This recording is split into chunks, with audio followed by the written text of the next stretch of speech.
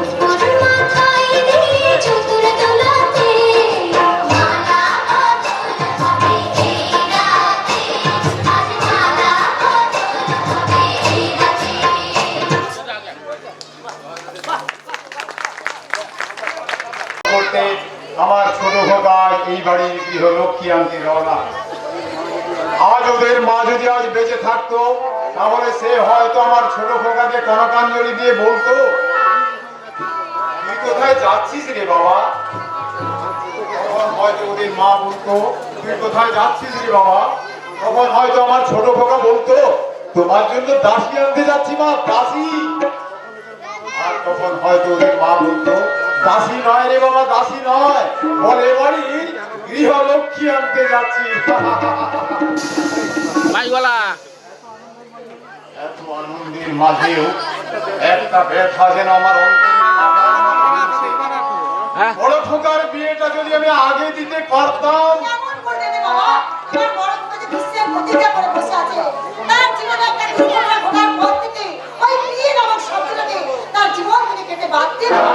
জানি, আর সেই জন্যই তো ওর এই ব্যক্তিগত সিদ্ধান্তের উপর আমি হস্তক্ষেপ করতে এগোইনি। হ্যাঁ, কিন্তু তোর তো পরের গাড়িতে যাওয়ার কথা ছিল, তুই হঠাৎ ফিরে এলি কেন মা? তোমাকে ছেড়ে যেতে মন চাইছিল না বাবা, তাই অনেক করে ছোটটাকে বুঝিয়ে সুঝিয়ে আমি আবার তোমাকে ফিরে এলাম। আমায় নিয়ে তোরা এত ভাবিস কেন বলতো? ওরে মা, এই আদর্শ চৌধুরীর কর্তব্যেই করি ওপারে না পৌঁছানো পর্যন্ত আমি যে মরেও শান্তি পাবো না রে মা। আমি উপযুক্ত পাত্র দেখে তোকে পাত্রস্থ করি, তারপর তো ভাববো আমি আমার মরার কথা।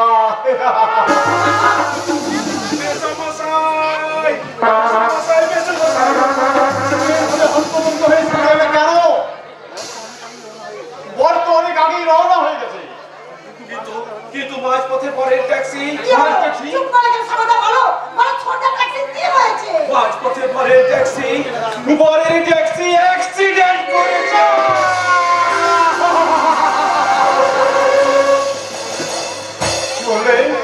কি বললে সাধারণ? আমার আমিনের ট্যাক্সি? তুমি হয়তো ভুল দেখেছো সাধারণ, তুমি হয়তো ভুল দেখেছো। ভুল নয় মেসমশাই, ভুল নয়। আকাশটা আমিনের রক্তাক্ত চৈতন্য দেহটাকে নিয়ে হাসপাতালে গেছে। আর আমি সেই দুঃসম্পর্কটা দিকেই তুমি চুপ করো। এই অকালের কাল বৈশাখী আমার আকাশ সৌধটাকে এইভাবে তুলিস্তাত করতে পারে না। আমার মন বলছে এতক্ষণ হয়তো ঠিক হয়ে গেছে। ওরে ওরে, তোরা এই সানাইয়ের সুরটা বন্ধ করলি কেন? ওই সানাইয়ের সুর আমার আমিরের ঘরে না পৌঁছাবে, আমার আমিরের যে জ্ঞান ফিরবে না। সানাই বাজা, জোরে জোরে তোরা সানাই বাজা। তুমি অসুস্থ, আরে অসুস্থ হয়ে পড়লে কি হবে বাবা? তুমি চুপ করো বাবা, তুমি চুপ করো। হবে না, হবে না রে বার, আবার কোনো কিছু হবে না।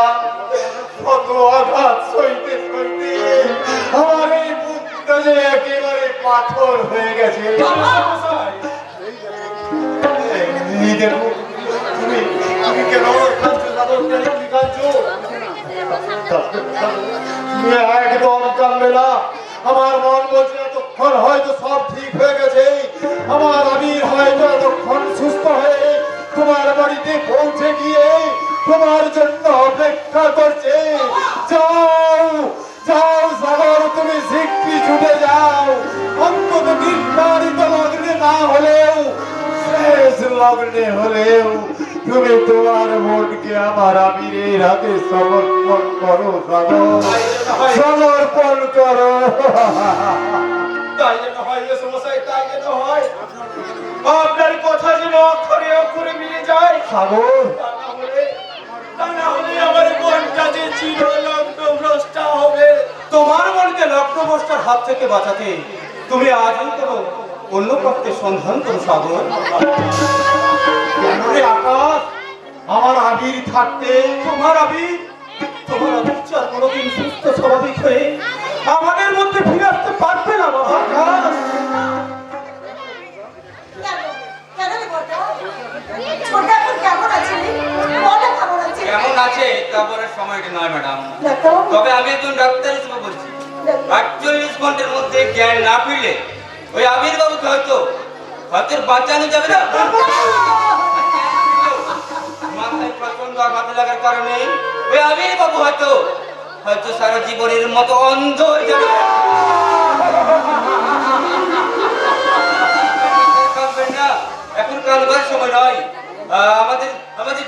যেমন করেই হোক ওই আবির বাবুকে বাঁচিয়ে তুলতেই হবে। আর তার জন্য ইমিডিয়েট 1 বোতল রক্তে, হ্যাঁ রক্ত। কিন্তু এমনই দুর্ভাগ্য আমাদের, এই সারা ব্লাড ব্যাংক তন্ন তন্ন করে খুঁজেও ওই আবির বাবুর গ্রুপে 1 বোতল রক্ত পাওয়া গেল না। আমি রক্ত দেবো ডাক্তার বাবু, আমি রক্ত দেবো। তুমি কেন দেবে বাবা? তোমার এই আকাশ থাকতে তুমি কেন রক্ত দেবে বাবা? যত রক্তের প্রয়োজন হয় আমি দেবো বাবা। আমিও পারতাম আকাশ বাবু, আমিও পারতাম যদি আবির বাবুর গ্রুপের রক্তের সঙ্গে আমার গ্রুপের রক্ত মিলতো, তাহলে আবির বাবুকে বাঁচাতে আমি আমার শরীরের শেষ রক্ত বিন্দুটাকে একেবারে নিংড়ে দিতাম। কিন্তু এমনই একটা আনকমন গ্রুপ যেখানে 100 জনের মধ্যে একজনের শরীরেও ওই গ্রুপের রক্ত পাওয়াটা একটা দুষ্কর বিষয়। রক্ত চাই ডাক্তার বাবু। ও নেগেটিভ। আমার তো কি বললেন? আপনার রক্তের গ্রুপ নেগেটিভ? তাহলে দেরি করবেন না, আসুন চলে আসুন আমার সঙ্গে, এক্ষুনি চলে আসুন আমার সঙ্গে। অন্তত 1 বোতল রক্ত দিয়ে ওই আবির বাবুর প্রাণটা আপনি বাঁচান সাগর বাবু, ওই আবির বাবুর প্রাণটা আপনি বাঁচান। ডাক্তার বাবু, আবিরের প্রাণ তো আমিও বাঁচাতে চাই ডাক্তার বাবু, কিন্তু না তো কি সাগরদা? না সাগর না, এর মধ্যে আবার কিন্তু কি সাগর? চলো চলো, তুমি এক্ষুনি নার্সিং হোমে চলো। আকাশটা তুমি আর অবাক করো না বাবা, তুমি আর অবাক করো না। আমি তোমার পুত্রী তুল্য, আমার ওই পুত্রের প্রাণ রক্ষার্থে আমি তোমার কাছে 1 বোতল রক্ত ভিক্ষে চাই। বাবা তুমি আমাকে 1 বোতল রক্ত ভিক্ষে দাও। ভিক্ষে বলবেন না সমস্যায়, ভিক্ষে বলবেন না। আমি আমার মনের ব্যর্থতা, তার চেয়ে বড় পরিচয় ও আমার অভিজ্ঞ হৃদয় বন্ধু সাগর, আর ওই বন্ধুর প্রাণ বাঁচাতে যত রক্তের প্রয়োজন আমি দেবো সমস্যায়। সাগরদা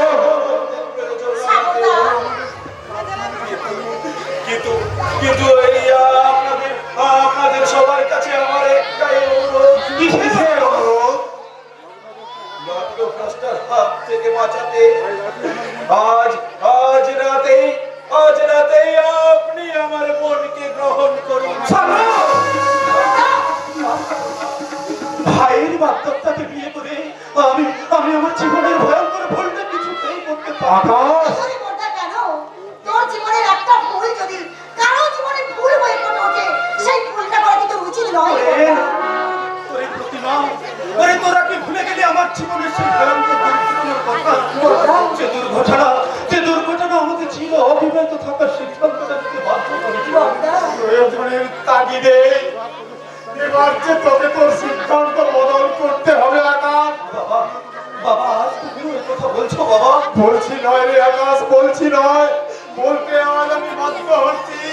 শুধুমাত্র আমিরের প্রাণ রক্ষার জন্য নয়, যে মেয়েটা বিয়ের সাজে লজ্জিত হয়ে লগ্নভ্রষ্ট হওয়ার অপেক্ষায় আর করে কাঁদছে, কারণ নারী জীবনের মান সম্মান রক্ষার্থে ওই ভাইয়ের প্রাগতত্তা জেনে তুই তাকে বিয়ে কর বাবা, তুই তাকে। কিন্তু আবির যখন সুস্থ স্বাভাবিক হয়ে ফিরে এসে সব জানতে পারবে, ও তখন কি আমার আগের মতো শ্রদ্ধা করতে বাবা? সে কি তার প্রাণের সমস্ত ঘৃণা ছুড়ে মেরে আমাকে প্রাণ ধরে অভিশাপ দেবে না বাবা? আবির কোনোদিন জানতেই পারবে না যে তারই বাগদত্তা তুফানি আজ তারই দাদার বিবাহিতা স্ত্রী। চুপ করো সাগর, চুপ করো। কিন্তু সাগর আর আবির যখন তুফানির কথা জানতে চাইবে, না কিছুক্ষণ আগে আপনি বললেন না যে আবির সুস্থ হয়ে ফিরে এলেও সে সারা জীবনের মতো অন্ধ হয়ে যাবে। আর আমরা তার সেই অন্ধত্বের সুযোগ নিয়ে তার সঙ্গে চিরজীবন একটা নাটক বানাবো। হ্যাঁ নাটক। আবির কোনোদিন জানতেই পারবে না যে তারই বাগদত্তা তুফানি এখন তার দাদার বিবাহিতা স্ত্রী। আকাশ, আবির যখন তুফানির কথাটা জানতে চাইবে,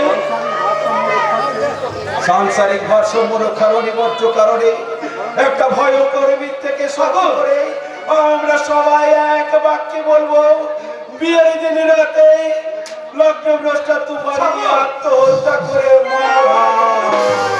চুপ করো, চুপ করো সাগর, তুমি চুপ করো। একটা নির্মম মিথ্যেকে ঢাকা রেখে আমি কোনোদিন সত্যের সঙ্গে অভিনয় করতে পারবো না।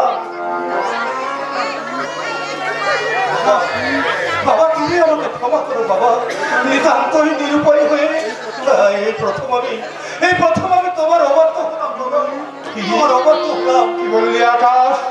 আমার অবাধ্য হয়ে তুই বাবা, শুনছিস প্রতিভা শুনছিস যে আকাশকে আমি আমার সত্য আদর্শ দিয়ে তিল করে গড়ে ওই আকাশের মতো উদার আর মহৎ করতে চেয়েছিলাম, সেই আকাশ আজ এই কেমন আমার সামনে আমার এই উঁচু মাথাটা মাটিতে মিশিয়ে দিল। ওর কাছে আজ ভাইয়ের জীবনের কোনো মূল্য নেই। একটা অসহায় নারীর মান সম্মান রক্ষা আছে, ওর জীবনের প্রতিজ্ঞা রক্ষা নাই, আজ ওর কাছে বড় হয়ে দাঁড়িয়েছে। বাবা তুমি একটু বোঝার চেষ্টা করো বাবা। দূর হয়ে যা কুলাঙ্গার, তুই আমার চোখের সামনে থেকে তুই দূর হয়ে যা। আজ থেকে আমি জানবো আকাশ বলে আমার যে ছেলে ছিল সে মারা গেছে।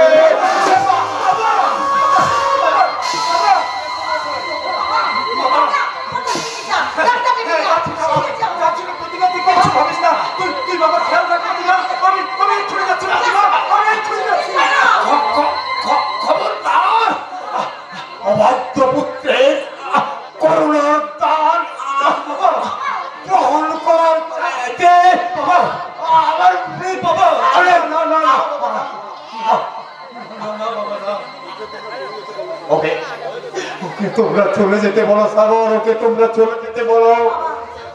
ওর এই বিষাক্ত নিঃশ্বাসে আমার এই বাড়িটা বিষময় হয়ে উঠছে। দূর হয়ে যা, তুই ওরা চলে যা, দূর হয়ে যা। এত বড় নিষ্ঠুর আদেশ তুমি আমার দিও না বাবা। আর আমি সহ্য করতে পারছি না বাবা। তুমি আমাকে ক্ষমা করো বাবা, তুমি আমাকে ক্ষমা করো। আর কোনোদিন আমি তোমার অবাধ্য হবো না বাবা। আমি কোনোদিন। তাহলে তুই আমাকে কথা দে বাবা, ওই আবিরের বাঘ দত্তকেই তুই। বেশ, তবে তাই হোক বাবা, তবে তাই হোক। ওই মিথ্যের যুবকাষ্টে বলি হোক, এই ভাগা আকাশের সততা ছেড়ে ছিন্ন ভিন্ন হয়ে যাও। তার সততার নামাবলী কাল বৈশাখীর কাল দমকা হয়, এলোমেলো হয়ে যাও, তোরা পুরে ছাই হয়ে যাও। তার জীবনে সুখ আর শান্তি। তাই তো তোমাদের সবার মুখে হাসি ফোটাতে আজ আমি কথা দিলাম বাবা, ওই আবিরের বাচ্চাটা তুফানিকেই আমি আজ বিয়ে করবো বাবা।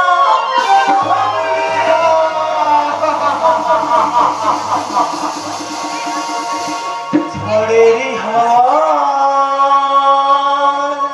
আকাশ পাতা থেকে কোথা উড়ে যায়, লিখেছি নিয়তি আর কপালে কি কেউ জানে না। ঝড়েরই হাওয়া পাতা কোথা উড়ে যায়, লিখেছে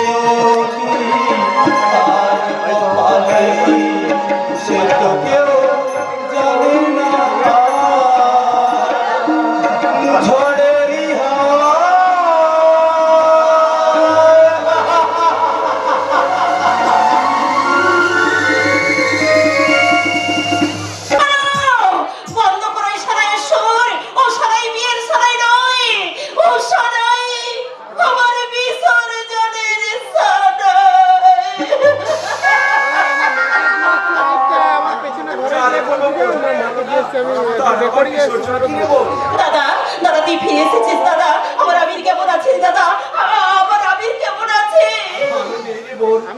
ডাক্তার মাত্র 48 ঘন্টার সময় দিয়েছে। দাদা আর এর মধ্যে জ্ঞান না ফিরলে, দাদা আর জ্ঞান ফিরলে আমির চিরদিনের মতো অন্ধ হয়ে যাবে।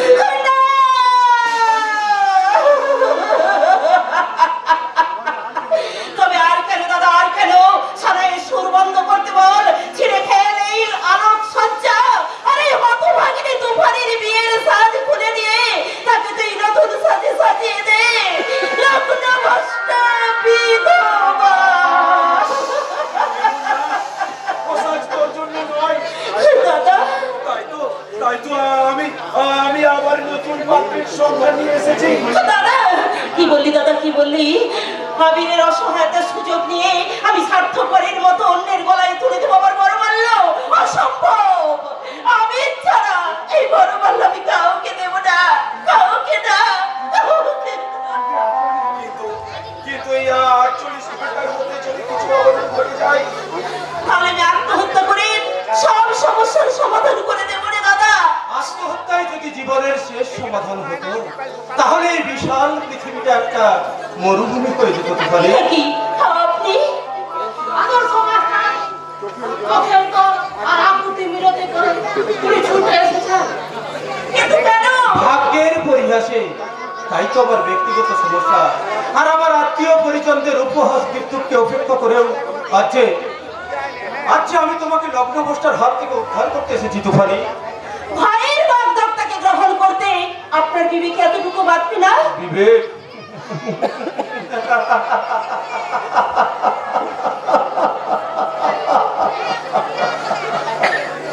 বিবেকটা যে আমার কর্তব্যের প্রসাদতে আর চচ্চরিত হয়ে গেছে। তুফানি, ভাইয়ের সামনে আপনি আমাকে আপনার স্ত্রীর পরিচয় দিতে পারবেন?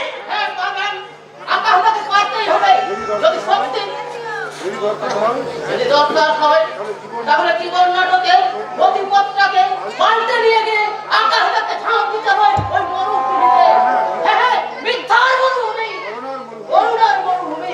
না না না, পারবো না, কিছুতেই আমি আবিরের সঙ্গে ছলনা করতে পারবো না, কিছুতেই না। সে যদি কোনোদিন আমার কথা জানতে চায়, সেদিন তার অন্ধত্বের সুযোগ নিয়ে তাকে নিয়ে আমরা একটা সারা জীবনের মতো নাটক সাজিয়ে বলবো, ওরে আমি তোর বাগদত্তা তুফানি বিয়ের দিন রাতে লগ্নভ্রষ্টার হাত থেকে মুক্তি নিতে বিয়ের রাতে আত্মহত্যা করে মারা গেছে।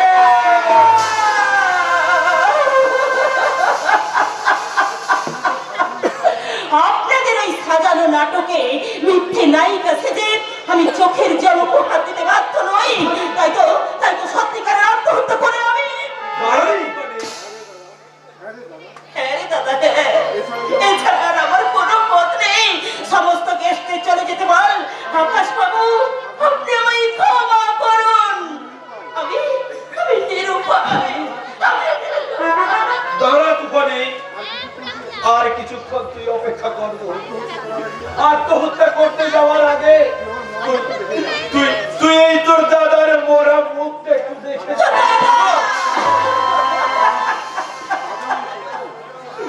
দাদা নয়, আমি তো তোর শত্রু। হ্যাঁ, আমি তোর শত্রু। আমি কি তোর ভালো চাইতে পারি? আরে বল, পারি না। আমি তো তোর শুধু ক্ষতি চাই।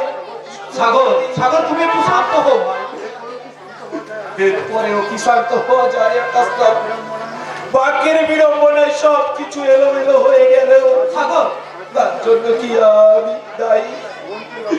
বোনকে লগ্নভ্রষ্টার হাত থেকে বাঁচাতে নতুন বাক্যের সন্ধান আনাটাও কি আমার অপরাধ? দাদা, আর অপরাধ বলেই যদি তুই মনে করিস তাহলে তুই আমায় শাস্তি দে। তুই আমায় শাস্তি দে। তুফানি, আমার কথাগুলো আজ হয়তো তোমার কাছে নির্লজ্জের মতো শোনাবে, তবু তোমার কাছে বিশেষভাবে অনুরোধ করছি তুফানি, ওই সাগরের কথা মতোই তুমি। আকাশ বাবু, তুই লগ্নভ্রষ্টা হলে এই সমাজ সমাজের মানুষ যে আমাকে নিয়ে নিষেধ করবে, তাই তাই আমি তোর হাত ধরে অনুরোধ করছি বোন। না! আমার জীবনে হতাশার তুফান তুলে তোমার বাহুবা কুড়াবে, তাই না? আর আমি বাবা দর্শকে শুধু চোখের জল উপহার দেব না। এবার আমি তোমাদের ওই নতুন নাটকে একটা চরিত্র জুড়ে দেব, আর সেই চরিত্র হবে তুই আমায় কথা দে বোন, তুই আমায় কথা দে। এই আকাশটাকেই তুই থাক থাক সাগর থাক। এই আকাশ তোর আবির নয় যে সে নতুন করে কারো মনে রং ছড়াতে পারবে। আকাশের এই ফাঁকা অন্তরটা ফাঁকাই থাক না ভাই, ফাঁকাই থাক না। দাঁড়ান আকাশ বাবু, দয়া করে আপনি যখন এসেছেন তখন লগ্ন পোস্টার হাত থেকে আপনি আমায় উদ্ধার করুন। তুফানি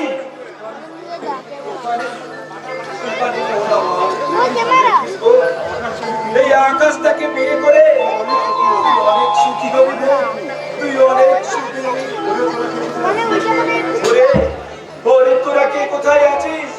শাক বাজা, উলু দে, সানাই বাজা। আছে আমার মনে, আছে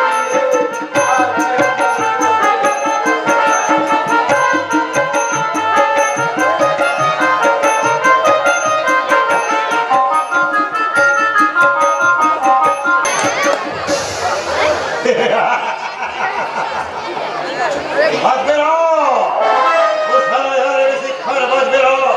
ওই খুশির সারাইয়ের মাঝে আমি কান্নার সুর মিশিয়ে দেব। আনন্দের মাঝে আবার আমি ছড়িয়ে দেব মুঠো মুঠো হাত।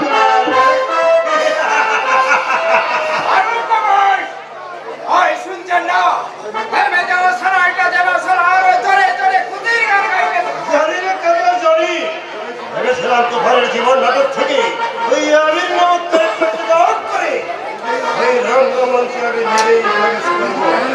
কিন্তু কেন যে জানি না ওই রাস্তার আকাশটা তার হিস্সের প্রতিজ্ঞাকে ভঙ্গ করে আমারই পথ থেকে তুফানিকে সরিয়ে দিল। যদি বলেন তো বেটাকে পিটিয়ে কথা বলে একেবারে পারো। ওই আকাশ বাবুর ব্যবস্থা আমি নিজেই করবো। আর তার জন্য কাল রাতে তুফানের বিশেষ দেশ পূজায় হাজির হব ওই তুফানের শ্বশুর বাড়িতে। জানি সব কথা, এলে তোদের পারিশ্রমিক ৫,০০০ টাকা।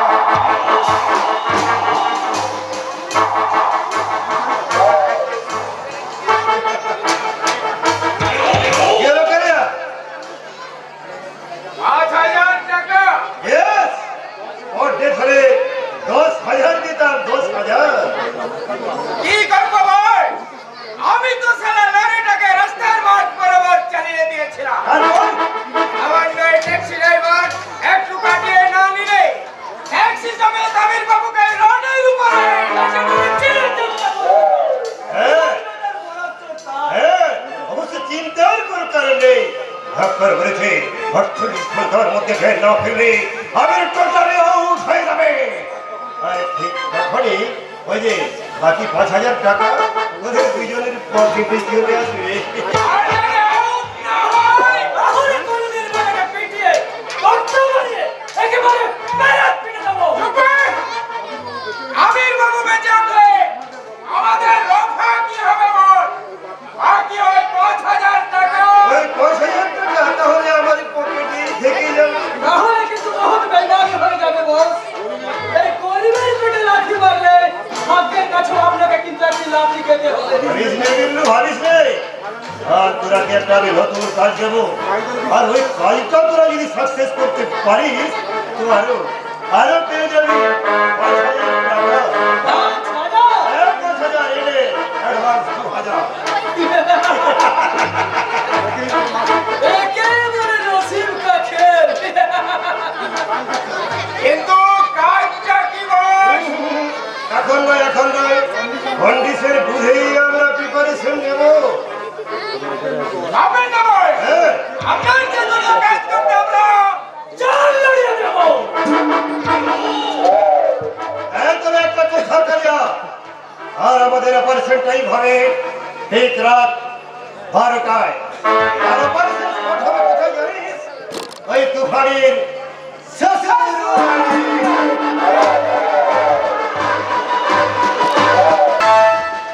না না না না। কোনোদিন তুফানিকে নিয়ে আমি মধুমিশি দর্শন করতে পারবো না। কেমন করে পারবো আমি?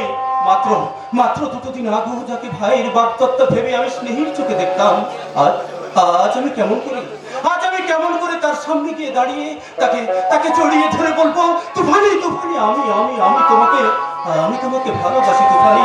না না না না, এও নাই মহাপাপ। অবশ্য তুমি আমায় বলে দাও করুণাময়, এখন আমি কি করবো ঠাকুর, এখন আমি কি করবো? একি, তুমি কাঁদছো? তোমার চোখে জল? দেখি দেখি। আজকের এই রাত প্রত্যেক নারী পুরুষের জীবনে এক স্মরণীয় রাত। যেই রাতে শুরু হয় স্বামী স্ত্রীর আসল সম্পর্ক, সেই রাতে কি চোখের জল ফেলতে আছে গো? তুফানি, তোমার কাছে রাতটা মধুময় হয়ে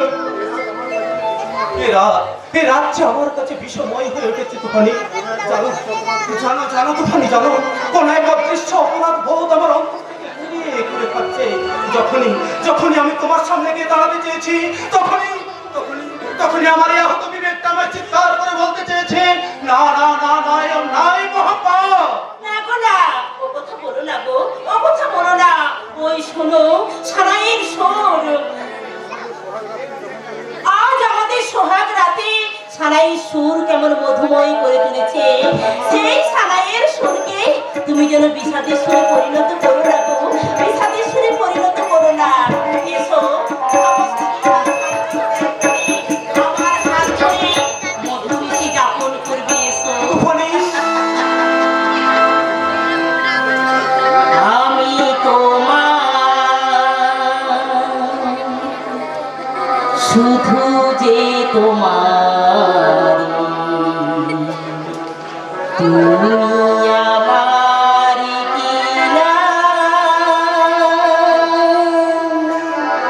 জানি না। আমি তোমার, শুধু যে তোমার, তুমি আমার কিনা জানি না।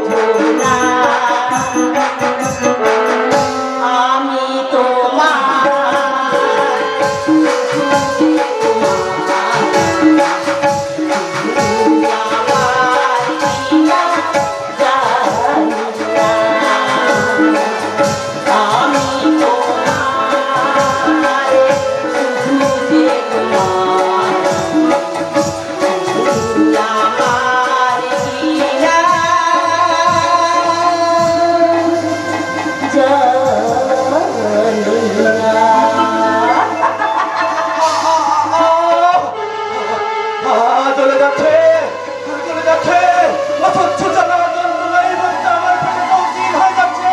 আর আমি কিছু সহ্য করতে পারছি না। আমার চোখের সামনে কেমন যেন অন্ধকার হয়ে যাচ্ছে। আমার পায়ের তলার মাটিটা যেন দূরে দূরে ছড়িয়ে যাচ্ছে। আর আমি কিছুতেই সহ্য করতে পারছি না। আমার বুকের ভেতর অসহ্য যন্ত্রণা। আমার পেটের ভেতর যেন কেমন অস্থির অস্থির করছে। বাবা, প্রতিমা, তোমরা কোথায় আছো? কোথায় আছো তোমরা? বুঝতে পারছি না রে কাঞ্চন, আমি কিচ্ছু বুঝতে পারছি না। কিন্তু কিন্তু কিন্তু আমার বুকের ভেতরটা কেমন যেন অস্থির অস্থির করছে রে।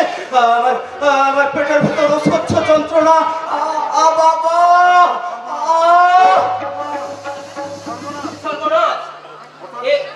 ওটা দেখ, ওটা মডেল কেমন করে? আমিও তো তাই ভাবছি। স্ত্রী হিসেবে স্বামীর মুখে আমি প্রথম মিষ্টি জল তুলে দিয়েছিলাম, তারপর আপনি চিন্তা করবেন না বৌদি, সারাদিনের উপস্থিত শরীর তো, ওটা মিষ্টি জল খেয়ে পেটে নিশ্চয়ই পেট গরম করেছে। আমি ডাক্তারকে খবর দিতে যাচ্ছি, দেখবেন ডাক্তারবাবু এলেই সব ঠিক হয়ে যাবে। না না না কাঞ্চন, না, তুই যাস না ভাই। ও গ্যাস নয় ভাই। আমার মন বলছে ওই মিষ্টির সঙ্গে নিশ্চয় অন্য জিনিস মেশানো ছিল। আর সেটা হলো বিষ। কি বললে তুমি আমাকে? হ্যাঁ, বিষ খাইয়েছি। কারণ জোর করে ওরা তোমার সঙ্গে আমার বিয়ে দিলেও কখনো আমি তোমাকে আমার স্বামী বলে মেনে নিতে পারবো না। তাই তো তোমাকে আমার জীবন থেকে চিরদিনের মতো সরিয়ে দিয়েছি। আমার রুদ্ধ আজকে বাসি সঙ্গীত হারা অমাবস্যার কারা।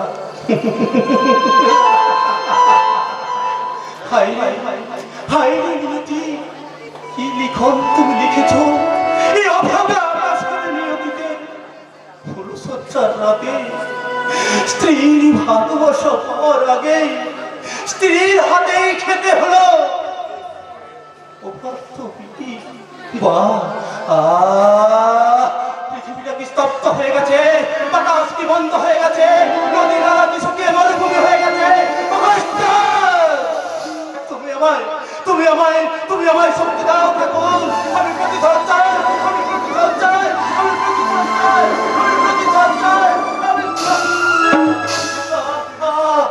আর আমি সহ্য করতে পারছি না।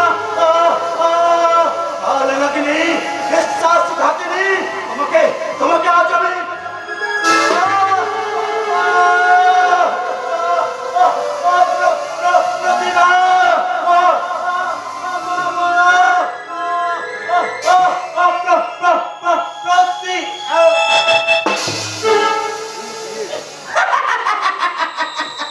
বিয়ে, সোহাগ রাত, তোমরা আমার স্বাধীন সত্তাকে খুন করে আমাকে একটা মাটির পুতুল বানিয়ে তোমাদের খেয়াল খুশির মতো নাচাবে, আর আমি বাবাদের সঙ্গে শুধু চোখের জল উপহার দেব।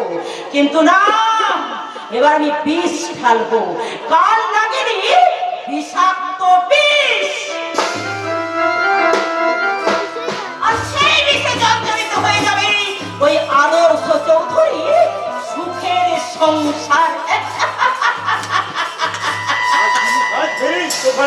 হ্যাঁ, তোমার কথা মতো আকাশকে আমি চিরদিনের মতো আমার জীবন থেকে সরিয়ে দিয়েছি। Very good. আলিয়া, বিল্লু, আজকে রাতের অন্ধকারে নদীতে ভাসিয়ে দিবি। যা, কুইক। ঠিক আছে বস, ঠিক আছে। তাহলে আমাকে বাকি টাকাটা আমি দেব, কিন্তু খুব সাবধান, এই কথা যেন কেউ কোনোদিন জানতে না পারে। আরে ম্যাডাম, এই কালিয়া যার জীবনে কাল হয়ে আছে, তার জীবনে আর কখনো সকাল হয় না। বেশি দেরি নাই গুরু, সারা কাম খতম না করলে পয়সা হজম হবে না। চল চল।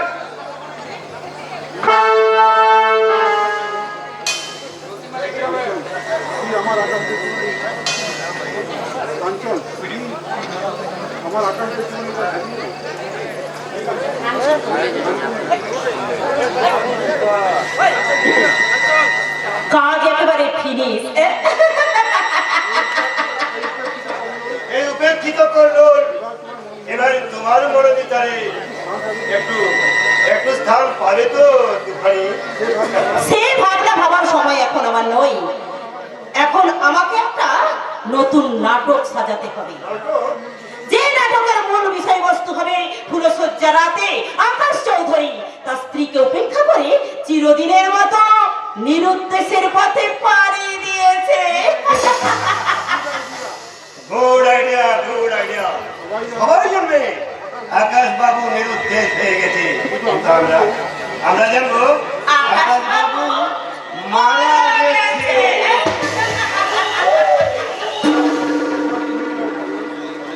এবার এবার তুমি যাও কন্যা, তুফানের জীবন নাটকে শেষ দৃশ্যটা একবার ভালো করে সাজিয়ে নিতে দাও। ওকে ডার্লিং, ওকে। তোমার অবসন্ন করে শঙ্করার্পণের দিতে আমি সদয় প্রস্তুত। শুধু একটিবার, শুধু আমার একটিবার সুযোগ দাও। আমি এত নিয়ে তোমায় যা দিতে পারিনি তার চেয়ে অনেক অনেক বেশি নিয়ে তোমার এই জীবন আমি রাজিয়ে দেব। হ্যাঁ,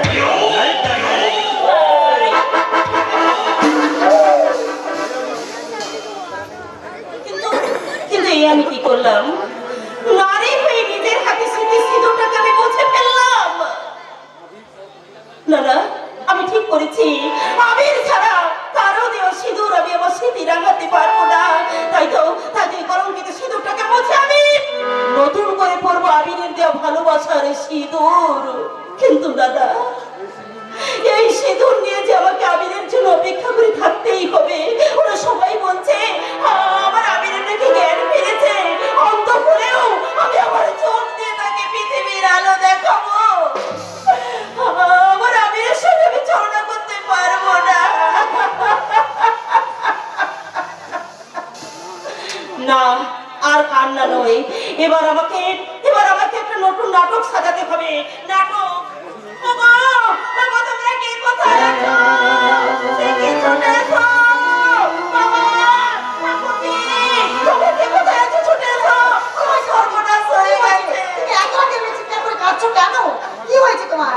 আমার যে কপাল পড়েছে ঠাকুরছি, আমার কপাল পড়েছে।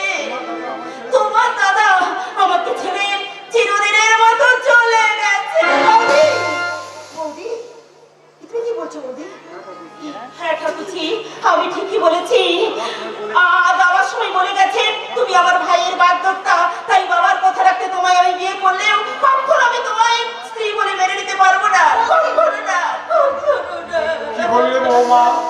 আমার আকাশ, না না না না, আমার আকাশ এমন নিষ্ঠুর কাজ করতে পারে না বৌমা। আমার আকাশ কখনো এমন নিষ্ঠুর কাজ করতে পারে না। তবে আপনি কি ভাবলেন আপনার ছেলেকে লুকিয়ে রেখে আমি মিথ্যে গল্প বানিয়ে আপনাদের এইসব কথা বলছি? বৌমা, এই দেখুন না, আমার গলার মালাটাকে আমার মেঝেতে ফেলে দিয়ে গেছে। আমি যেতে বাধা দিয়েছিলাম বলে আমাকে লাথি মেরে মাটিতে ফেলে চলে গেছে।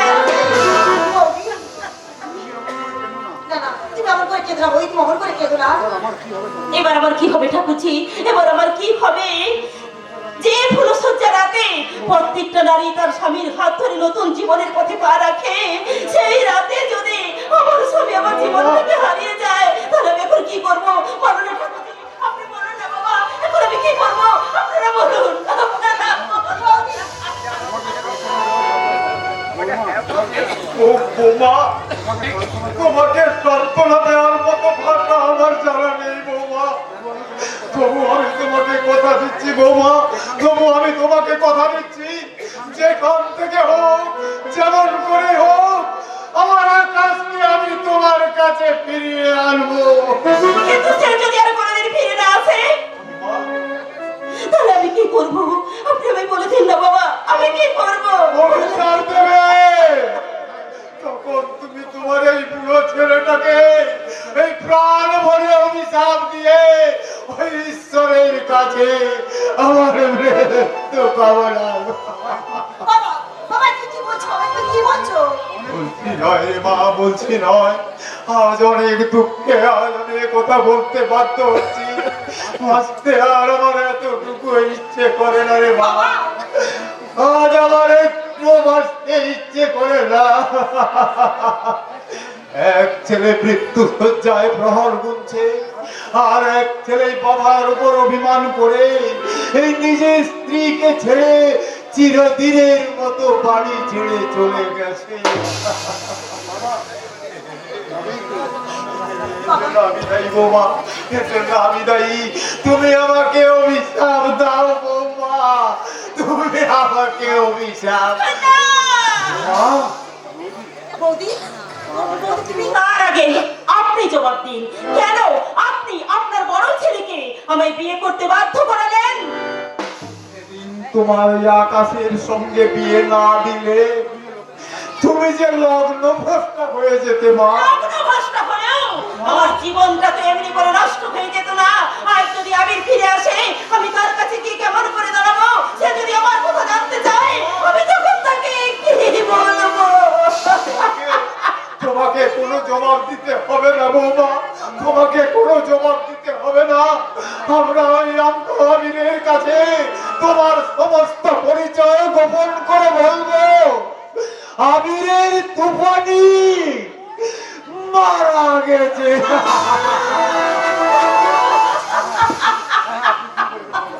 হ্যাঁ, আপনি ঠিকই বলেছেন বাবা, আপনি ঠিকই বলেছেন। আবিরের তুফানি মারা গেছে বাবা, মারা গেছে। আজ যাকে দেখছেন সে আর কেউ নয় বাবা, কেউ নয়, সেই তুফানের পেতাত্তা। আপনারা সেই পেতাত্তাটাকে শেষ করে দিন না বাবা, আপনারা সেই পেতাত্তাটাকে শেষ করে দিন।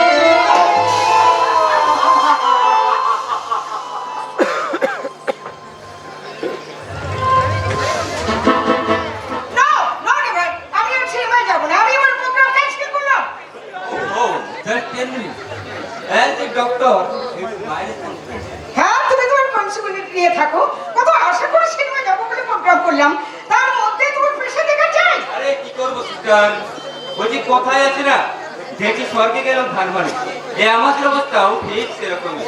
হ্যাঁ, একটা কল ছিল কিন্তু টাইম পাচ্ছিলাম না, তাই ভাবলাম ওই সিনেমা দেখতে যাওয়ার পথেই একেবারে পেশেন্টটা দেখে যাই। হ্যাঁ, তুমি যা খুশি করো, কিন্তু সস কাট হলে আমি ঢুকবো না, এই তোমায় জানিয়ে দিলাম। Okay my sister.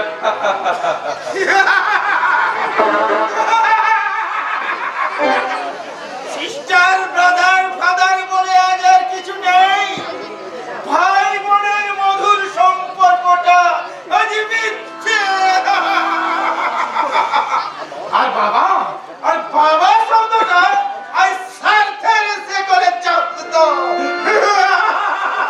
ওকে দেখে আমার ভীষণ ভয় করছে দাদা। ভয় পাওয়ার কি আছে? দাদা? ও তো তোর আমার মতোই একটা সাধারণ মানুষ। দাদা, না, আমি মানুষ নই। যদি মানুষ হতাম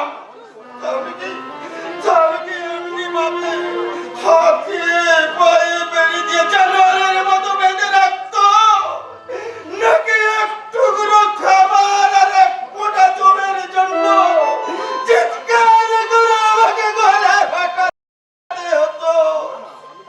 না না, আমি মানুষ নই। ওই ওদের চোখে আমি একটা পাগলা কুত্তা। এক্সকিউজ মি ডক্টর, আজ সকাল থেকে প্রলয় একটু বেশি অস্বাভাবিক আচরণ করছে, তাই আমি আপনাকে কল করেছিলাম। কাইন্ডলি ওকে যদি একটু ভালো করে চেক আপ করেন ওকে মিস্টার সামন্ত।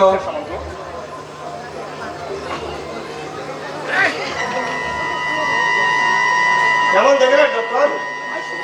আজ সন্ধ্যের পর আমার চেম্বার আসুন, যা বলার ওখানেই বলবো। ওকে ডক্টর, ওকে। হ্যাঁ, তবে একটা কথা, হ্যাঁ বলুন। কোনোভাবেই পেশেন্টের টেনশন বাড়তে দেবেন না। মুহূর্তেই ওর ব্রেনের সামান্য প্রেসারও কিন্তু মারাত্মক বিপদ ডেকে আনতে পারে। আমি তাহলে চলি। আয় সব। চলো দাদা। বিপদ না, মৃত্যু ছাড়া এই বিপদ থেকে আমার নিস্তার নেই। নিয়তির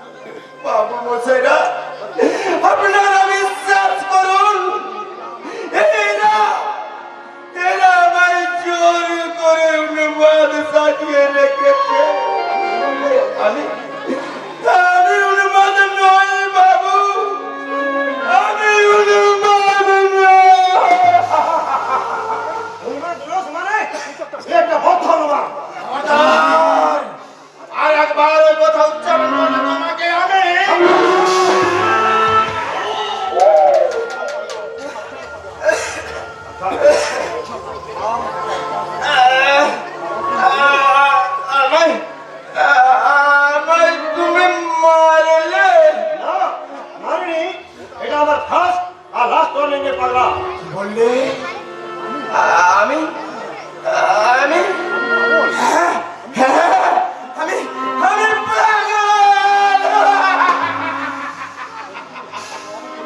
সম্পূর্ণ সুস্থ স্বাভাবিক হলেও আমার বাবা ওই প্রাণকৃষ্ণ হালদারের সাজানো নাটকে আজ আমি একটা বদ্ধ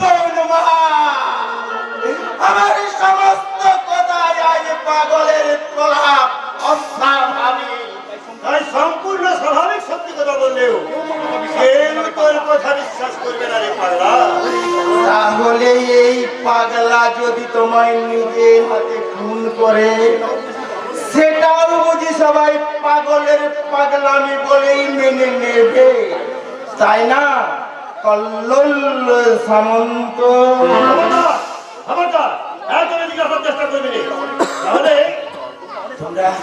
তোমরা অনেক পাপ করছো শয়তানের দল। বহু অপরাধের সাক্ষী হয়েও আমি তোমাদের আইনের আদালতে তুলতে পারিনি। পাগলের লেবেল লাগিয়ে তোমরা আমার সমস্ত সত্যকে প্রলাপ বানিয়ে দিয়েছো। সেই তোমাদের সাজানো পাগল সেজে আজ আমি নিজের হাতে কঠিন সাজা দেব, কঠিন সাজা।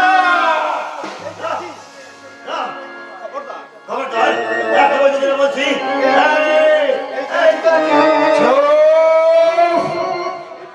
এই পাগলের পাগলামের হাত থেকে তোমরা বাঁচতে পারবে না।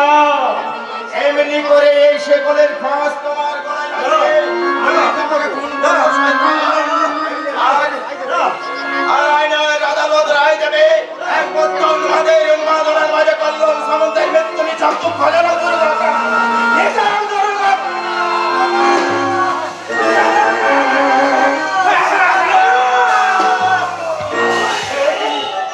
আপনি এসেছেন স্যার? এতক্ষণ হয়তো তোমার এই লাশটা রক্তাক্ত অবস্থায় এনে যেতে পড়ে থাকা পুলিশ এসে আমার হাতে হাত করে পড়াতো। আদালতে গিয়ে আমাকে জবাবদিহি করতে হতো। এইটা প্রথম মাপতে পাতলা কারণে না। ওকে যে কেন আমি বাড়িতে রেখে দিয়েছি। হরে কৃষ্ণ হরে কিন্তু করবোটা কি মেনে যা। পাগল হলেও তো ও আমার একমাত্র সন্তান। তাই তোমাকে কি আমি ওই পাগলা গারদে পাঠাতে পারি?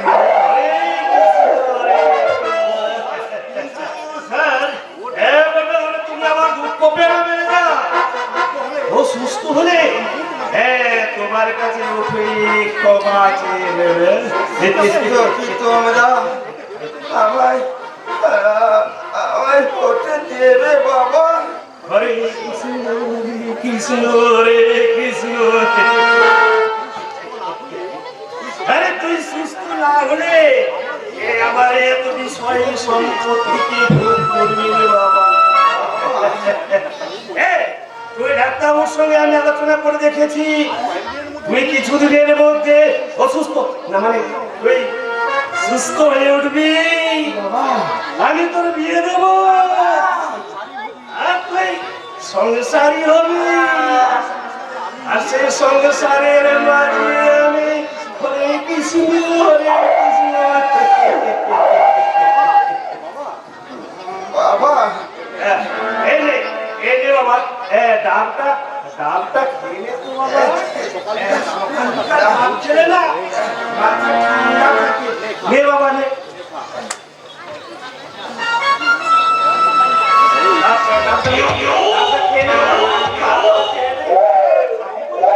বেশ ভালো করে খাবি।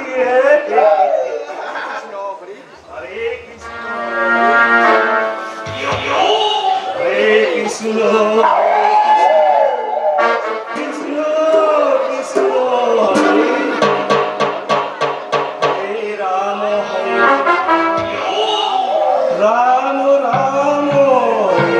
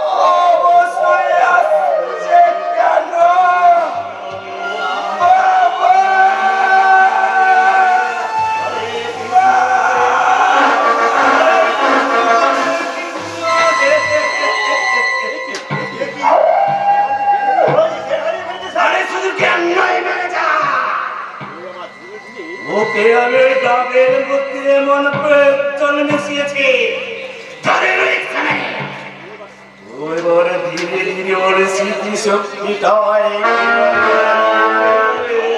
হরে কৃষ্ণ হরে কৃষ্ণ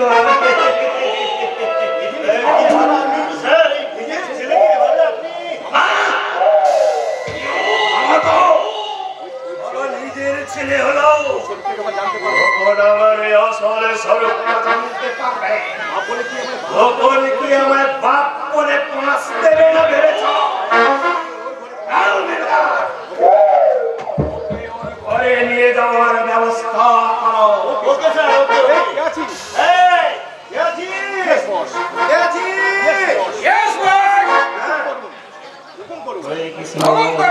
ওকে ঘরে পৌঁছে দে ঠিক আছে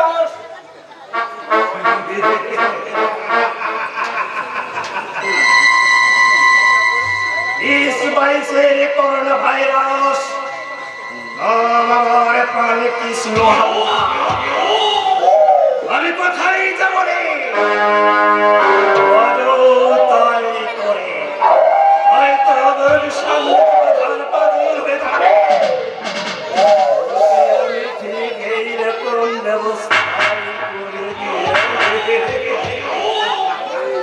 করে আমার একমাত্র ছেলে এবং আমার সমস্ত দুষ্কর্মের একমাত্র সাক্ষী ওই ছেলেটা তাই তো আমার মেরে ফেলতে ভয় হয় গো ভয় হয় আমার বাচ্চারা তো কষ্ট হয় আমি ভাবছি ওকে সারা জীবন এইভাবে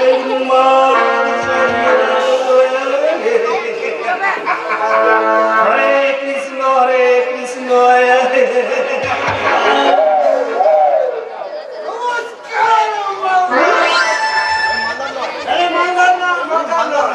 বলুন হালদার মশাই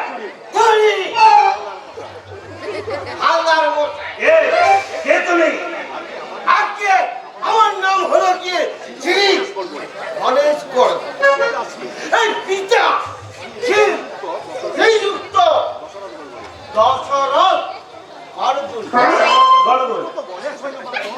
ওই দশরথের পুত্র তো গণেশ হয় না বাপদল আজকে আমার পিতা সেই দশরথ নয় মালদার মশাই চুরি হালদার মশাই হ্যাঁ শুনেছিলাম ছোটবেলায় আমার চেহারাটা নাকি একেবারে অনেক ছিল তাই আমার পিতামহ আনন্দীয় শ্রী যুক্ত কৈলাসপতি গড়গড়ি হাত করে আমার নাম দেন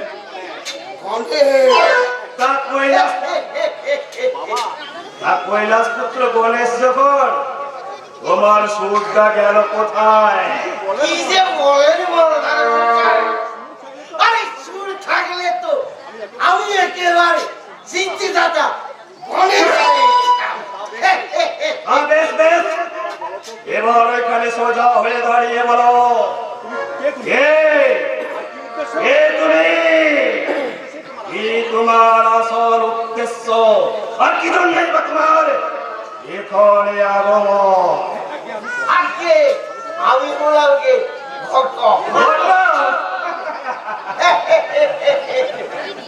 আগে হ্যাঁ অতি বিশ্বস্ত সূত্রে জানতে পারো আপনি নাকি একজন উপযুক্ত ছাত্রী অনুসন্ধান প্রার্থী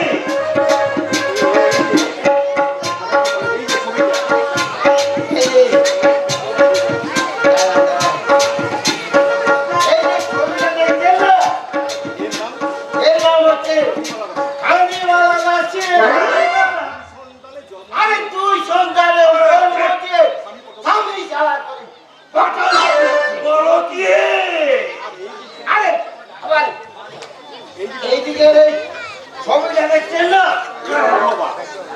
কেউ কিন্তু বিধবা এই নাম হচ্ছে তার কালী তারা আরে দুজনেরই বয়স ওই 45 থেকে 50-এর মধ্যে আরে দুজনকেই না আপনার সঙ্গে দারুণ মানাবে। এই লোক বলে কি ম্যানেজার, আরে আমার জন্য নাকি পাত্রী। আরে কাঁদিওয়ালাকে বিয়ে করে দুটো বাচ্চা ফ্রি পাবেন। ওই কামিটাকে বিয়ে করলে একটা বাচ্চা ফ্রি। মানে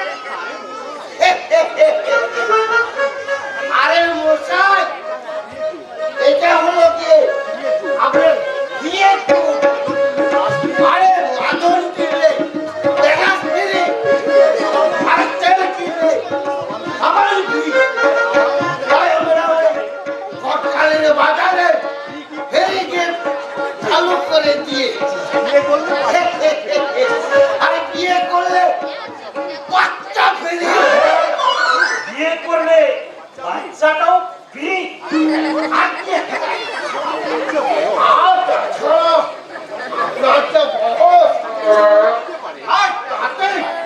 বিয়ে করা যেতে পারে, কিন্তু আপনারাই বলুন তো এইসব বাচ্চা উৎপাদন করতে পারবে?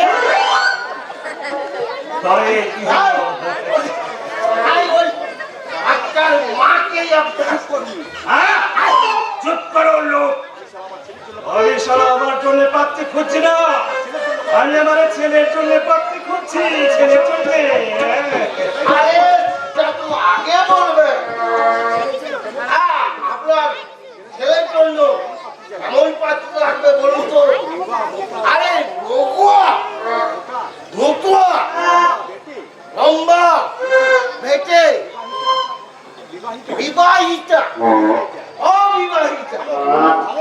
ভাবো, আমার ছেলের জন্য তোমাকে আর পাত্রী খোঁজ করতে হবে না, পাত্রী খোঁজা হয়ে গেছে। নমস্তে নমস্তে হাওদার সাহেব। আরে এসো এসো সেজে। হ্যাঁ, তারপর বলো ওদিকে খবর কি? এখন বহুত আচ্ছা খবর আছে স্যার। তবে ওই লড়কি কো আমি সাথ সাথ লিয়ে আসি। ভালো খুব ভালো করেছো, খুব ভালো করেছো। সারা বেটা বলো আমার শিকারে ঠিক ঢিল মারতে। কিন্তু স্যার কি হবে, লড়কি নিয়ে কি হবে? আরে আমি ভাবছি ওই প্রলয়ের বিয়ে দেবো। বিয়ে সেই জন্যই তো আমি ওই শেঠজিকে একটা মেয়ের সন্ধান করতে বলেছিলাম। প্রলয়ের বিয়ে? হ্যাঁ, প্রলয়ের বিয়ে। বিয়েটা হবে অবশ্য নকল। হ্যাঁ, নকল। শুধুমাত্র প্রলয়ই জানতে পারবে। ছোটবেলায় ওর মামুর কোনো বান্ধবীর সঙ্গে বিয়ে দেবো বলে কথা দিয়েছিল, আর আমি এই কথা রাখার জন্য কেবল বার্তার চেষ্টা।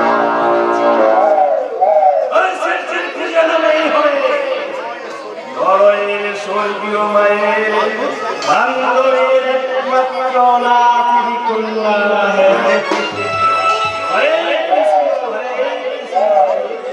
আপনি যেসব ছবি চেয়েছিলেন এ বিলকুল এসাই হবে। ও দেখতে भी एकदम फर्स्ट क्लास, बॉडी भी एकदम फर्स्ट क्लास। उइरा मिले किया चाहता सर। ওই নামটা শুনলে মনটা কেমন মেরো একেবারে নিউড়ে চুরি করতে। সবাইয়ের নামটা মারা যাওয়ার পর থেকে না মনটা বড়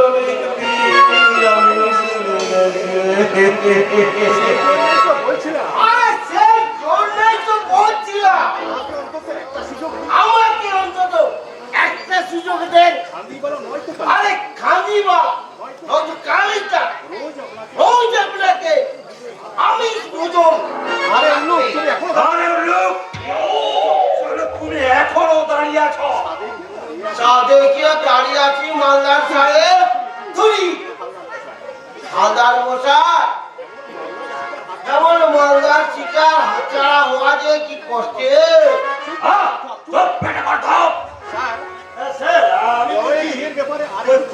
বিয়ের ব্যাপারে একটু চিন্তা ভাবনা করলে হতো না? উনি বলছেন ইরানি লড়কি, বাংলা না জানে আমাদের তো অসুবিধার করতে মোটা মেয়েটা বাংলা টাংলা ভালো জানে তো?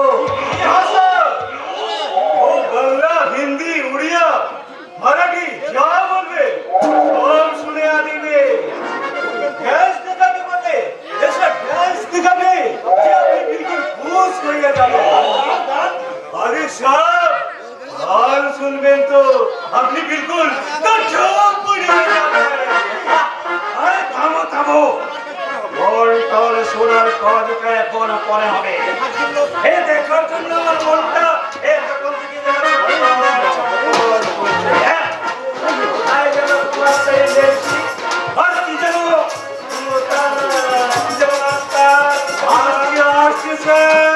অপেক্ষা করুন।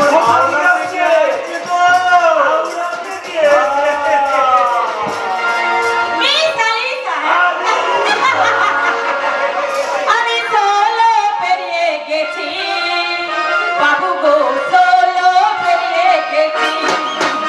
আমি সোলো পেরিয়ে গেছি বাবু গো, সোলো পেরিয়ে গেছি। হাওড়া থেকে হাওড়াগাছি, হাট থেকে চন্ডী গেছি। এ বাবু বললো ভাই মকর বুঝে গেছি। আমি সোলো পেরিয়ে গেছি বাবু গো, সোলো পেরিয়ে গেছি। আমি সোলো পেরিয়ে গেছি বাবু গো,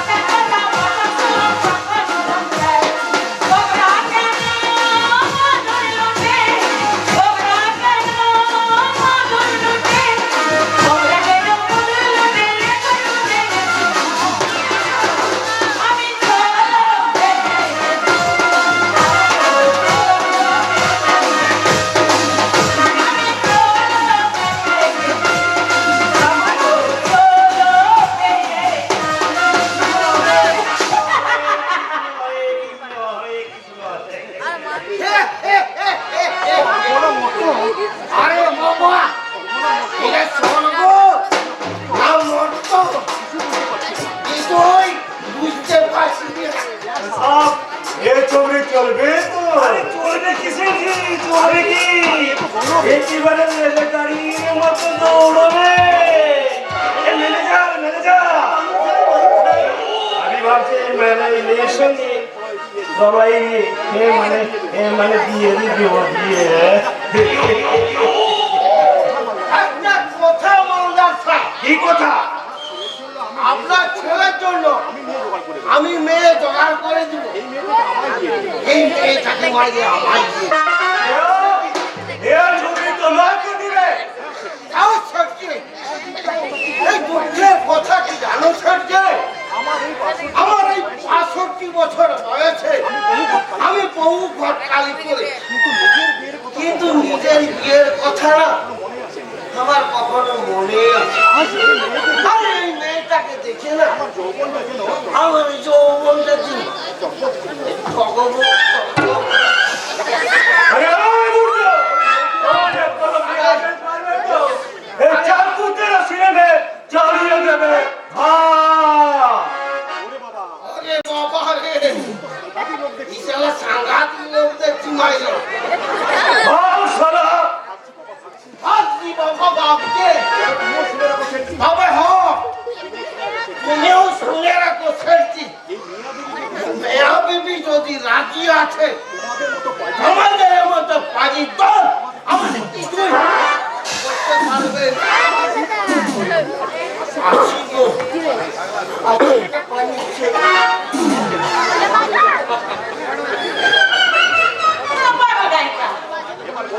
এবার বলছে আমায় নিয়ে আপনারা আমার ছেলের সঙ্গে তোমার বিয়ে দেব। কিন্তু ছেড়ে দিতে বললেন আমাকে নিয়ে আপনার অভিনয়। হ্যাঁ, অভিনয় অভিনয়, তবে অভিনয়টা হবে সম্পূর্ণ নকল।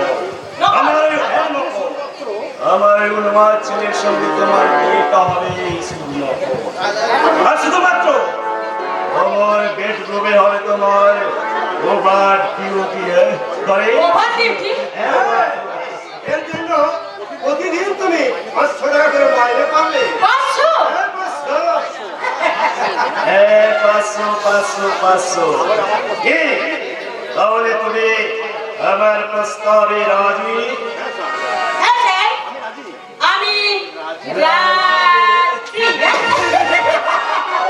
লোভে দলে চুপ চুপ করবে, দিবে বলে টুস টুস করবে, দেখলে মন আমায় কিছু করে, সামনে এসে টেনে তুলে ধরে, মডেল দিবে, মশলা দিবে, বিশাল দিবে, মশলা দিবে, লোভে দলে চুপ চুপ করবে, দিবে বলে টুস টুস করবে, দেখলে মন আমায় কিছু করে, দেখলে সে মনে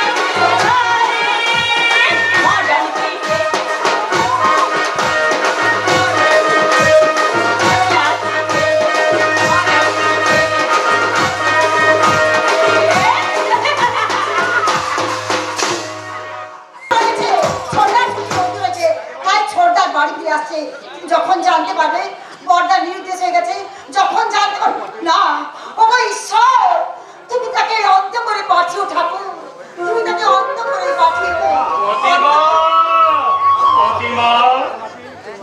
ডাক্তারের ভ্রান্ত ধারণাকে পেছনে ফেলে আমি তোদের কাছে ফিরে এসেছি।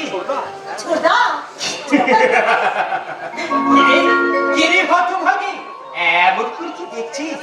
ভাবছিস ডাক্তারের জন্য মৃত্যুর খাতায় লিখতে চেয়েছিল সেই হতভাগা আমি সত্যি সত্যি কি তোদের সামনে ফিরে এসেছি ছোড়দা, নাকি তোর পেতাত্তা হয়ে? ছোড়দা, না ছোড়দা না, অমন করে তুই বলিস না, কারণ তুই যে আমাদের একমাত্র অবলম্বন রে ছোড়দা, একমাত্র অবলম্বন। দূর পাইলে দূর, পর্দা থাকতে এই রে ছোড়দা রে, কারণ পুরো সজ্জা রাতে বর্দা, কুলসজ্জা। এই প্রতিমা বলি কার কুলসজ্জা রে? বর্দা, বর্দা? আমার অ্যাক্সিডেন্টের কয়েকটা দিনের মধ্যে এত সব ঘটে গেল, আর আমি কিনা ছোড়দা, ছোড়দা তুমি যাও।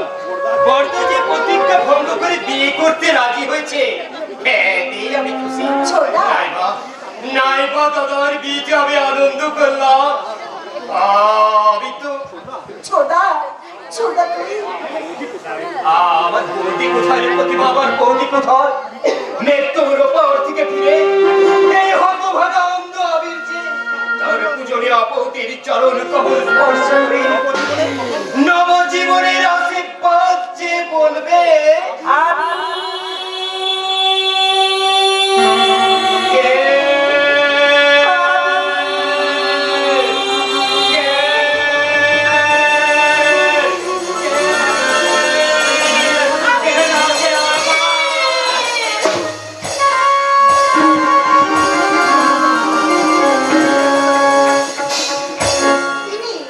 ইনি আমাদের বৌদি।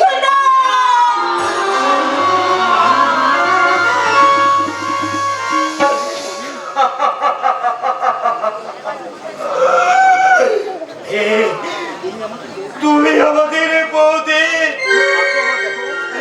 কি ভাগ্য আমার দেখো। আমার একমাত্র বৌদির মমতা ভগবান আমার আগে থেকে কেড়ে নিয়েছেন। ছোড়দা, ছোড়দা, এই ছোড়দা, এই ছোড়দা, বৌদি, তুমি তুমি একেবারে কাছে এসো তো, তোমার ওই চরণ দুটি ছুঁয়ে আমি ঠাকুরের কাছে প্রার্থনা করি ভগবান যেন আমায়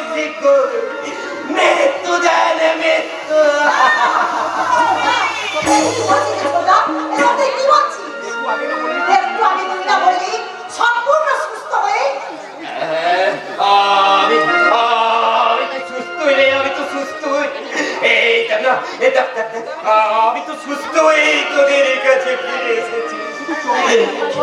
কিন্তু চোখ দুটো আমার চির অন্ধ করে না, না, তুই অন্ধ নস।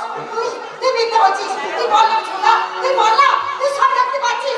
বললাম ছোট, বললাম তুই দেখতে পাচ্ছিস। তুমি তুমি আমার দিকে ভালো করে তাকিয়ে দেখো আবির। না না, আমি আমি আর কাউকে দেখতে পাচ্ছি না। আবির, তুমি আমায় খুঁজে চেষ্টা করো আবির। আমায় খুঁজে চেষ্টা করো। না না,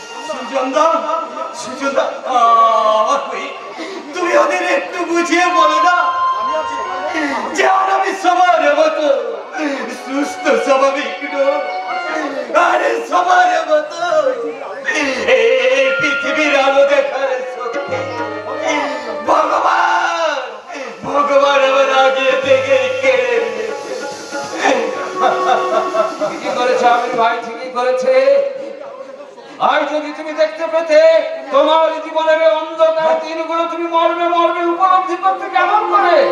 আর যদি তুমি দেখতে পেতে এই সংসারের অনেক অঘটন তোমার চোখে পড়তো, তুমি তখন পাগল হয়ে যেতে। পাগল হলে আমি তোর হাহাকার রাতে ভালোবাসা দিয়েছে হাহাকার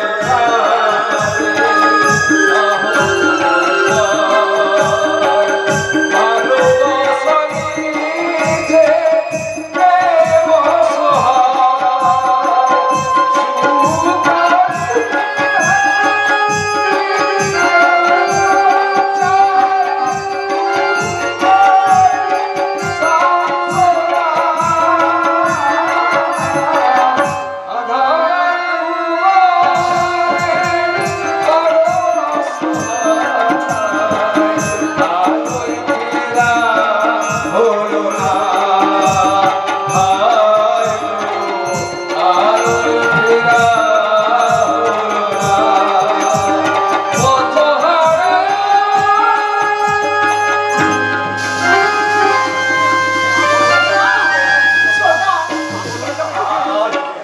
আজ আমার সব হারিয়ে গেল রে প্রতিভা।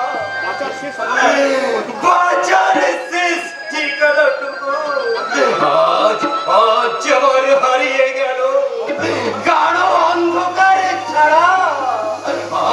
আর যেমন কিছুই রইল না। আছে আছে আবির আছে, কেউ না থাক তোমার পাশে, তোমার দুখানি আছে আবির। না, তুফানি মারা গেছে।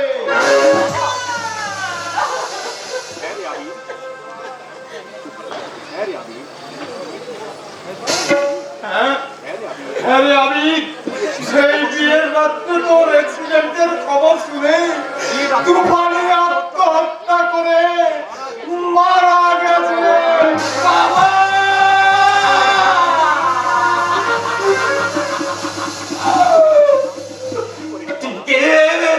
ঠিকই করেছে বাবা, ঠিকই করেছে। এই অন্ধ আবিরের পক্ষে বসে থাকার মৃত্যুটাই যে তার কাছে অনেক সুখের বাবা। তুফানে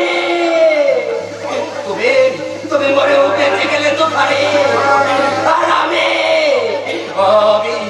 যে বেঁচেও মরে রইলাম তুফানে।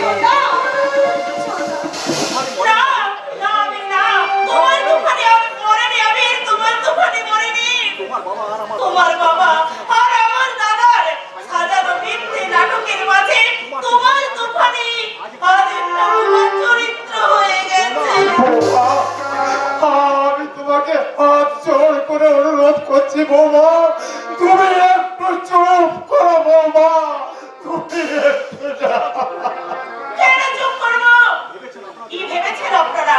আপনাদের ওই মিথ্যে নাটকে নায়িকা সাজিয়ে আমাকে চিরদিন এই বাড়িতে বন্দিনী করে রাখবেন? অসম্ভব। বৌমা। শোনো আবির, তোমার বাবা আর আমার দাদা সেদিন জোর করে তোমার দাদার সঙ্গে আমার বিয়ে দিতে বাধ্য করেছিল, আর সেই ক্ষোভে তোমার দাদা ফুলসজ্জা রাতে আমায় ফাঁকি দিয়ে এই বাড়ি ছেড়ে চলে গেছে। সেদিন নিরুপায় হয়ে তোমার দাদার বড় মাল্য আমি কণ্ঠে তুলে নিয়েছিলাম, কিন্তু আজও আমি তোমায় ভালোবাসি আবির, শুধু তোমায় ভালোবাসি, আমি শুধু তোমায় ভালোবাসি। চুপ করো বৌদি, চুপ করো, তুমি চুপ করো। আবির আবির, অন্ধ হলেও তুমি তোমার অন্তর দিয়ে আমায় একটু বোঝার চেষ্টা করো আবির। আমি তোমার তো ভারি, শুধু তোমারই আছি আবির, শুধু তোমারই আছি, শুধু তোমারই। এসো এসো আবির এসো, তুমি আমার হাত ধরে আমার সঙ্গে নতুন জীবনে ফিরে এসো। এসো এসো। ছি বৌমা, ছি। যাবো না। এসো। আমি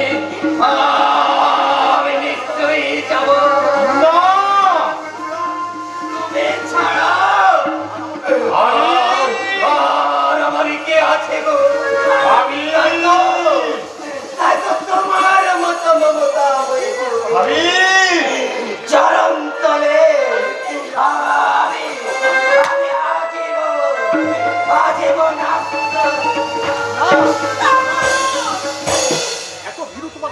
এতই ভীরু তোমার মন অন্ধ হলে কি একটা নারীর ভালোবাসা গ্রহণ করার মতো যোগ্যতা তোমার নেই? বোমা, বোমা, তুমি একটু শান্ত হও, বোমা, তুমি একটু শান্ত হও। না না আদর্শ চৌধুরী না। বৌদি আপনারা আপনারা সবাই আমার স্বপ্নগুলোকে একটা একটা করে খুন করেছেন, আমার ভালোবাসাকে অপমান করেছেন। তাই আপনাদের কাউকে আমি ক্ষমা করবো না আদর্শ চৌধুরী। কাউকে না, কাউকে না, কাউকে না। বৌদি, তোমার ওই প্রতিহিংসার প্রথম ছুরিটা তুমি আমার বুকে বসিয়ে দাও বৌদি। আমার বুকে বসিয়ে দাও। ছোটা জানিস জানিস প্রতিমা জানিস আমি যদি ফিরে না আসতাম তাহলে তাহলে পুরো ভালো হতো রে। ছোটা তুই তুই আমাকে ক্ষমা কর বাবা।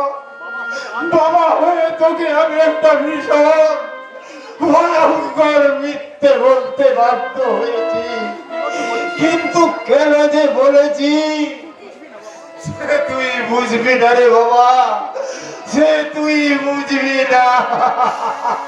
মিথ্যে নয় বাবা, মিথ্যে নয়। তুমি তুমি ঠিকই বলেছো বাবা, তুমি ঠিকই বলেছো। আমার এ তুফানে সত্যি সত্যি মারা গেছে বাবা। আর আজ তোমরা যাকে সবাই দেখছো সে সে তুফানি নয় বাবা, সে তুফানি নয়, সে তুফানি নামে একটা প্রেতাত্মা।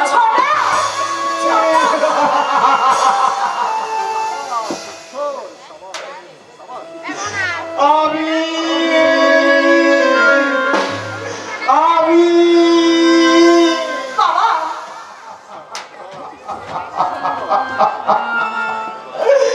সাবাস সাবাস ঈশ্বর সাবাস।